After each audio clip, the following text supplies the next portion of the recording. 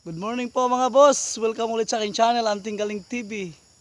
At ngayong araw na to, may bibisitahin tayo ng farm. Farm ni Crisanto Borato. Dito na tayo. Papasyalan natin tong farm niya dito. Kung ano kaya ang mga mayroong mga alaga niya dito. Sus, napakalawak naman talaga po mga boss. Gagmay pa ng Rhode Island to. Oh. Dito tayo. Ayan si Crisanto, yan. Yan ang nanggalaga ng mga iba't ibang hayop dito.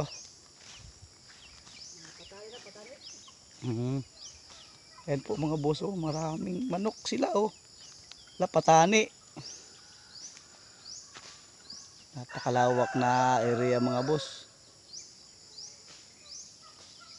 Dito tayo sa kabila. Yan, oh. Tani yung may palong baga sa ulo. Oy, ang dami ng mga patani, oh. Napakalawak ng area dito mga boss. Katabi lang po to dito sa bahay namin. Yan, dito tayo, may aron din sila. Kambing. Saan klaseng kambing nito, eh? Bisaya to, o dili? Native po mga boss sa kambing. Uy, may dalawang anak na.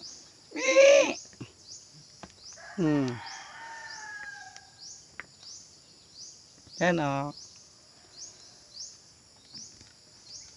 Yan, oh, kambing.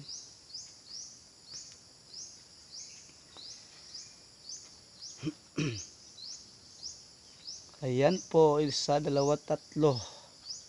Tatlong kambing at saka dalawang anak. Ay, shout out nga po pala kay Joseph Manatad. Nandito ako sa area mo. Sa farm mo. Ayan po. At saka marami pang iba. Kung saan yung taas dito, eh? Ah, dito pa. May kambing pa dito sa taas. Aakyat tayo. Uy, tara. Yan, ah. Mee. Yan po. Uy, marami na paslang ganding. Ayan po. Kaya dito sa mga alagang native na kambing po, kaya maganda po dito sa probinsya dahil marami kang malagaan dahil malayo sa kapitbahay, malayo ang bahay.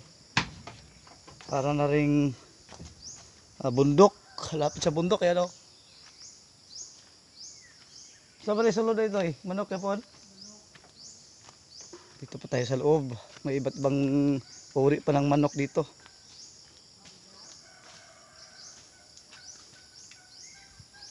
Yan po. Yan, no. Klaseng manok yan. Kailangan natin yan. Baka ano pa yan, makawala pa. Dito tayo sa ayun, oh, parang anong tawag itong ano to? Yun, oh, ang ganda ng kulay, oh. Yun. May sisiw pa sila, oh.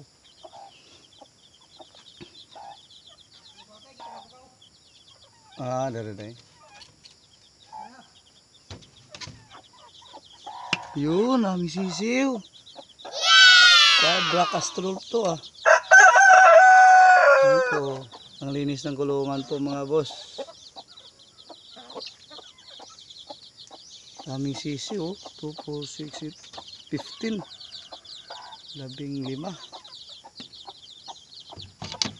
Ay, ganda ng kulay, oh.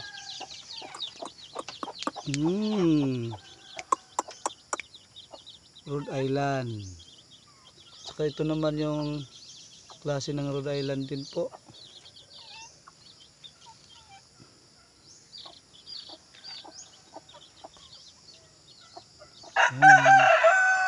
Napakalawak naman. Doon sa palayan ay susunod natin ng area doon ay pupuntahan din naman natin yung may small farm din doon sa kabila. Yung palalayan dyan, diyan ako kumukuha ng asula. Saka nag-alaga na rin ako ng asula. Tingnan mo yung area namin dito mga boss, ang lawak. Yung sa amin naman doon. At saka mayroon pang farm dito. Dadalawin natin yung minsan. Saka na tayo sa bibi. Doon tayo sa palayan. Yan o mga boss oh. Ang lawak ng ano dito ni Boss Jonathan Manatad. Pakalawak ng area ng farm niya. Yan po. Pupunta pa tayo sa kabila. Mayroon din tayong kaibigan na may alagang pabo. Woo! Dito tayo sa kabila mga boss. Kay Boss Mario Habilio. May farm siya dito. Galaga din. Tadanaw. Nalalim mo, may tulay. Tingnan natin yung mga pabo niya. At saka may Rhode Island daw siya eh. Ayan. Ang lawak kasi ang area namin dito mga boss dahil malayo lang kami sa baryo, sa city. Parang bukid na to dito eh. Ayan oh. Yun. Mayroon siyang pabo. Sisiw na, may Rhode Island na sisiw may. Wako away. Piso? Mayroon siyang pangtari oh.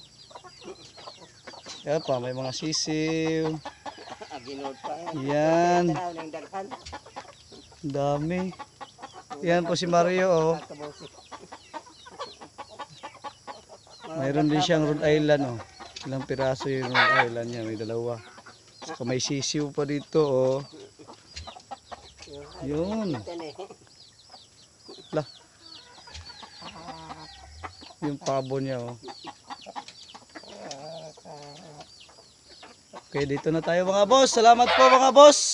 Kung nga pala si Boss Ante, isang simpleng boy na may simpleng buhay at may simpleng pangarap. Salamat po. Don't forget to subscribe po.